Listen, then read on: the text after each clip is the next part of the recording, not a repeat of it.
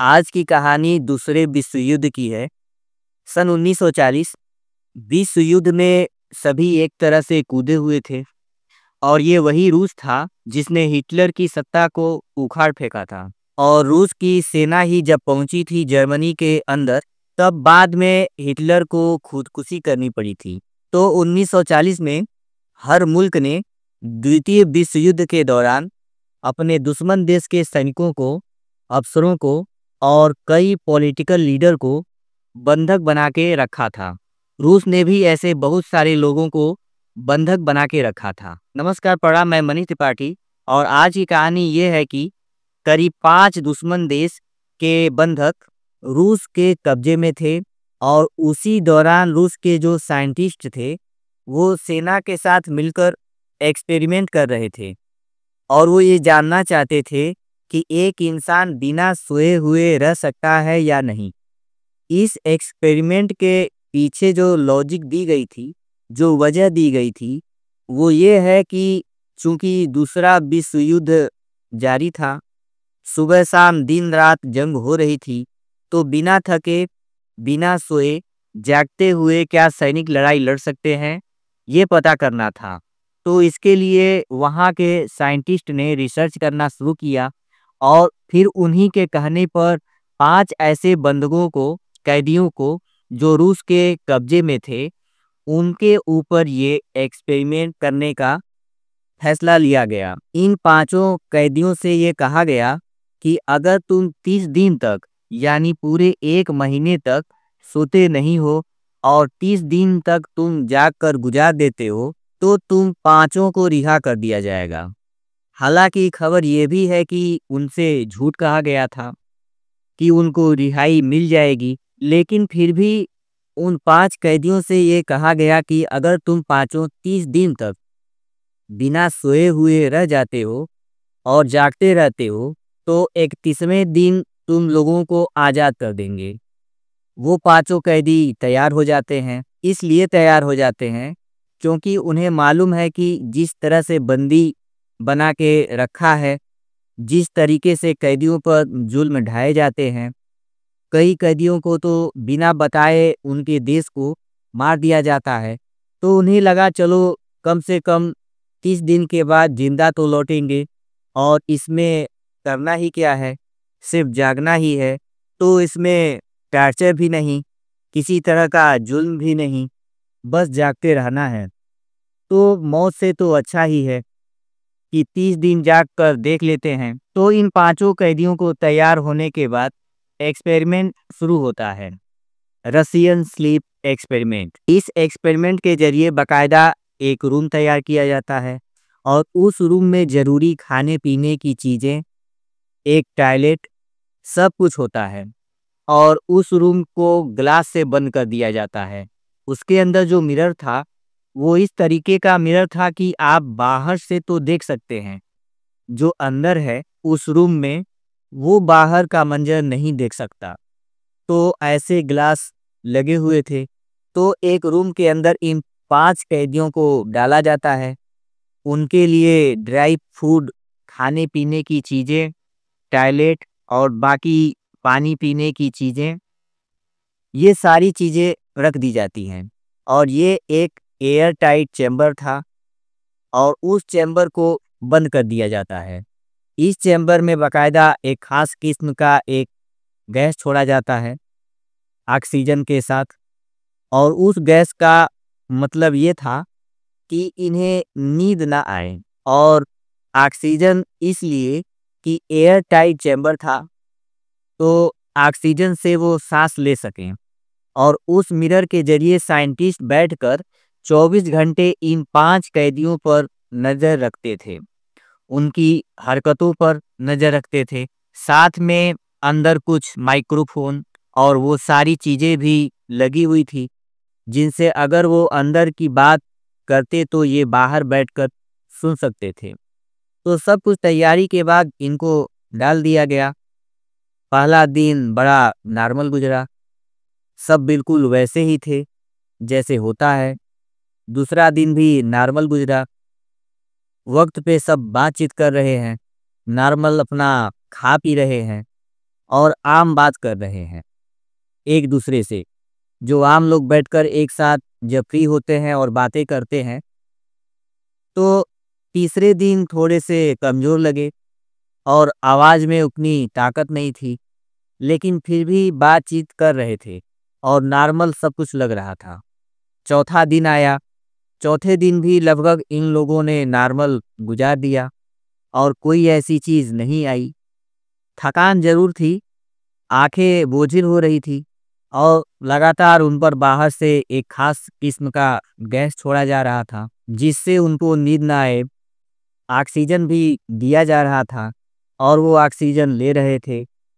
4 दिन अब तक बहुत अच्छे से गुजर गया। 4 दिन में कोई खास ऐसा परिवर्तन नहीं आया, सिवाय इसके कि जब एक आदमी की नींद पूरी नहीं होती है, तो जो कमज़ोरी होती है, थोड़ा-सा वैसे ही थी। आँखें बोझिल हो रही थी। लेकिन 5वां दिन जैसे ही आता है, उसके बाद जो बाहर बैठे हुए साइंटिस्ट हैं, जो उनकी हर बात को सुन रहे थे, हर मूवमेंट को देख रहे थे, वो नोटिस करते हैं कि अब ये पाँचों बातें तो कर रहे हैं, लेकिन वो बुदबुदा रहे हैं। और एक बोल रहा है तो दूसरा भी बोल रहा है, दूसरा बोल रहा है तो तीसरा भी।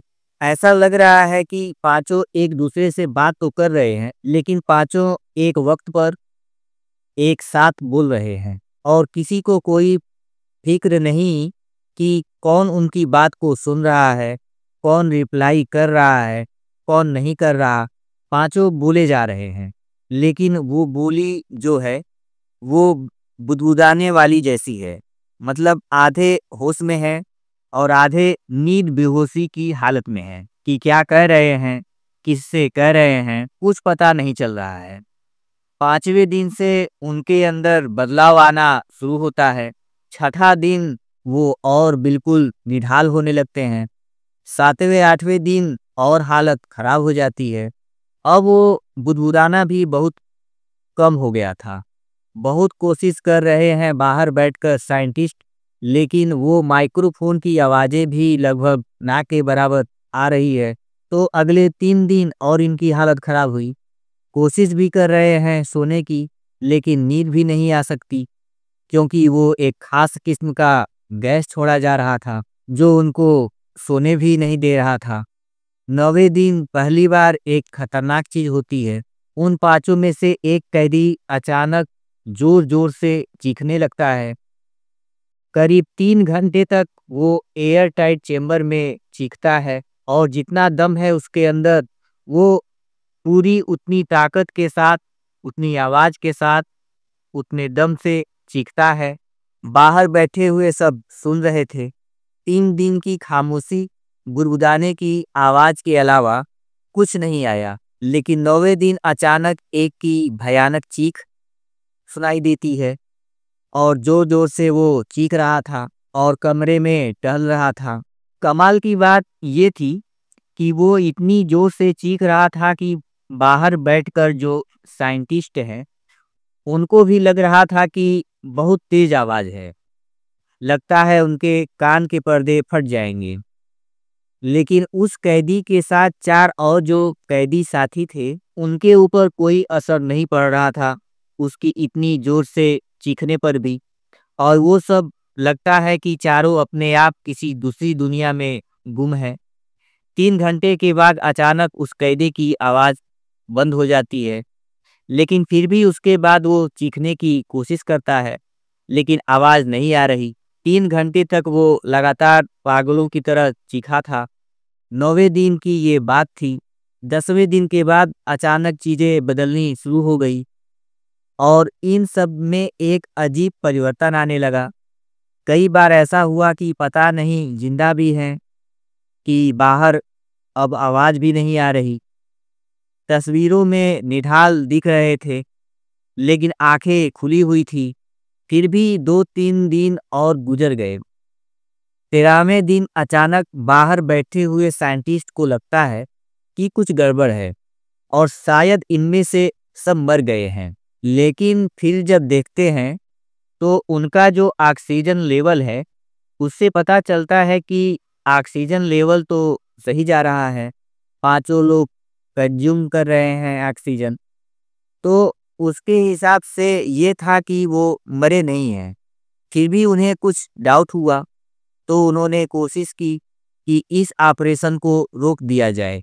लेकिन जो कमांडर था वो तैयार नहीं था। और इसके बाद 2 दिन और गुजर गए। 15वां दिन आता है और 15वें दिन कुछ डाउट होता है और साइंटिस्ट जो हैं वो ऐलान करते हैं, अंदर मैसेज देते हैं कि हम दरवाज़ा खोलेंगे, माइक्रोफोन में कुछ प्रॉब्लम है, उसको ठीक करेंगे। आप पाँचों दरवाजे से दूर रहना, और अगर दरवाजे से दूर नहीं हुए तो गोली मार दी जाएगी, और अगर दूर रहते हो तो उसके बाद तुमको आज़ाद कर देंगे। इसके बाद दरवाज़ा खुलता है। वो पाँचों आज़ाद करने के बजाय अब ये कह रहे थे कि हमें अब आज़ादी नहीं चाहिए, हमें यही रहना है। अब ये अजीब सा एक बर्ताव, लेकिन साइंटिस्ट और इनके साथ सेना के जो लोग थे वो उस एयर टाइट चैम्बर में अंदर जब पहुंचे तो उनके पैरों तले से जमीन खिसक गई। उन्होंने देखा कि फर्श पर खून पड़े हुए हैं, दीवार पर छींटे हैं, और उनमें से कुछ के अपने ही जिस्म के मांस गायब हैं, कुछ की हड्डियां निकल आई हैं। और फिर उन्हें ऐसा लगा कि जैसे ये लोग अपना ही मांस खा रहे हैं। ये देखते ही दिमाग घूम गया। वो लोग दरवाज़ा बंद करके बाहर आ जाते हैं और उनमें से एक को कोशिश करते हैं कि बाहर लाएं, क्योंकि उसकी इतनी ज़्यादा हालत ख़राब थी। फिर भी वो बाहर आने को तैयार नहीं था। तो बाहर आते हैं और कुछ देर के लिए वो गैस को बंद कर देते हैं, जिससे इनको नींद नहीं आती थी। लेकिन जैसे ही गैस बंद करते हैं, थोड़ी देर के बाद उनमें से एक कैदी की मौत हो जाती है। उसकी लाश को बाहर निकाला जाता है। उसके बाद ये सारे साइंटिस्ट तय करते हैं कि इस ऑपरेशन को फौरन रोक देना चाहिए, क्योंकि अब बाकी बचे चार अजीब तरह का बर्ताव कर रहे थे। ऐसा लग रहा था जैसे इनके अंदर भूत प्रेत जिन घुस गया है। वो बाहर आने को तैयार नहीं और अजीब-अजीब बातें कर रहे थे, और बहुत ज़्यादा जख्मी थे, क्योंकि उन्होंने अपने आप को जख्म दिया और ऐसा लगा कि खुद का मांस खुद ही खा रहे हैं। तो ये जब सारी चीज़ें होने लगी तो साइंटिस्ट का भी दिल घबरा गया। तो उन्होंने कहा कि इस ऑपरेशन को रोक देते हैं।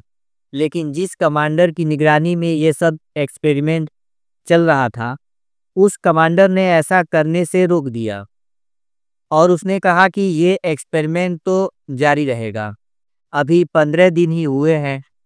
बल्कि उस कमांडर ने ये कहा कि आप लोगों में से साइंटिस्ट को खुद जाकर अंदर उन कैदियों के साथ अब रहना चाहिए, ताकि आप बेहतर रिसर्च कर सकें। और जब साइंटिस्ट नहीं माने, जब कमांडर ने आर्डर दिया, तो उसमें से एक साइंटिस्ट ने उस कमांडर को ही गोली मार दी। वो इतना डरा हुआ था कि उनके साथ अंदर कैसे रहें। और इसके बाद फिर वो अंदर का जो मंजर देखा, उसमें उसकी हालत खराब हो गई।